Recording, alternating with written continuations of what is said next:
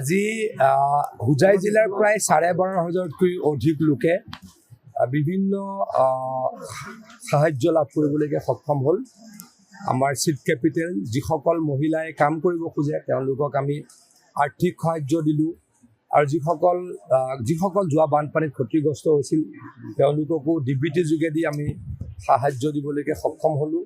আৰু যিসকল মহিলাই মাইক্ৰ' ফাইনেন্সৰ ঋণ লৈছিলে কিন্তু ঋণ ঘূৰাই দিব পৰা নাছিলে এই বছৰত আমি অসমৰ প্ৰায় 13 লাখ মানে 12,71,000 মহিলাৰ হৈ 2300 কোটি টকা আমি চৰকাৰৰ ফালৰ পৰা দিলোঁ মহিলাসকলক সহায় কৰিবলৈ। মহিলাসকলে যাতে মাইক্ৰ' ফাইনেন্সৰ ঋণ লৈছিল, ঋণ লৈ যথেষ্ট সুদৰ হাৰত টকা ঘূৰাই দিব নোৱাৰা হৈছিল। আনকি মহিলাই ক'ৰবাত দুৰ্ব্যৱহৃত হোৱাৰো বাতৰি আহিছিল, মহিলাক বেংকৰ মানুহসমূহে বেয়া ব্যৱহাৰ কৰাৰ বাতৰি আহিছিল। সেই বাতৰিসমূহ যাতে নাহে, মহিলাসকল যাতে কিছু মুক্ত হয়, ঋণৰ পৰা মুক্ত হয়, তাৰ কাৰণে আমাৰ নিৰ্বাচনী প্ৰতিশ্ৰুতি আছিল। হিমন্ত বিশ্ব শৰ্মা ডাঙৰীয়াই নিৰ্বাচনত প্ৰতিশ্ৰুতি দিছিল আৰু প্ৰতিশ্ৰুতিৰ মতে আমি কাম কৰোঁ, প্ৰতিশ্ৰুতি ৰক্ষা কৰোঁ। তাৰ কাৰণে আজিলৈকে প্ৰায় 12.5 লাখ মহিলাক 12,71,000 গৰাকী মহিলাক আমি 2300 কোটি টকা চৰকাৰৰ ফালৰ পৰা দি তেখেতলোকক ঋণমুক্ত কৰিলোঁ। আজি হুজাই জিলাৰ প্ৰায় 12,500তকৈ অধিক লোকে বিভিন্ন সাহায্য লাভ কৰিবলৈকে সক্ষম হ'ল।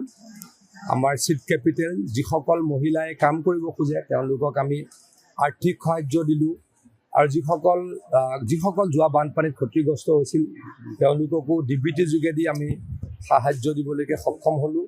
আৰু যিসকল মহিলাই মাইক্ৰ' ফাইনেন্সৰ ঋণ লৈছিলে কিন্তু ঋণ ঘূৰাই দিব পৰা নাছিলে এই বছৰত আমি অসমৰ প্ৰায় 13 লাখ মানে 12,71,000 মহিলাৰ হৈ 2300 কোটি টকা আমি চৰকাৰৰ ফালৰ পৰা দিলোঁ মহিলাসকলক সহায় কৰিবলৈ। মহিলাসকলে যাতে মাইক্ৰ' ফাইনেন্সৰ ঋণ লৈছিল, ঋণ লৈ যথেষ্ট সুদৰ হাৰত টকা ঘূৰাই দিব নোৱাৰা হৈছিল। আনকি মহিলাই ক'ৰবাত দুৰ্ব্যৱহৃত হোৱাৰো বাতৰি আহিছিল, মহিলাক বেংকৰ মানুহসমূহে বেয়া ব্যৱহাৰ কৰাৰ বাতৰি আহিছিল। সেই বাতৰিসমূহ যাতে নাহে, মহিলাসকল যাতে কিছু মুক্ত হয়, ঋণৰ পৰা মুক্ত হয়, তাৰ কাৰণে আমাৰ নিৰ্বাচনী প্ৰতিশ্ৰুতি আছিল। হিমন্ত বিশ্ব শৰ্মা ডাঙৰীয়াই নিৰ্বাচনত প্ৰতিশ্ৰুতি দিছিল আৰু প্ৰতিশ্ৰুতিৰ মতে আমি কাম কৰোঁ, প্ৰতিশ্ৰুতি ৰক্ষা কৰোঁ।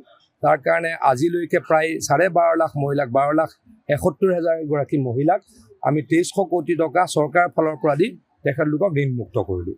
যিকোনো খবৰৰ বাবে যোগাযোগ কৰক 7099017330 লগতে 7099017110 নম্বৰত।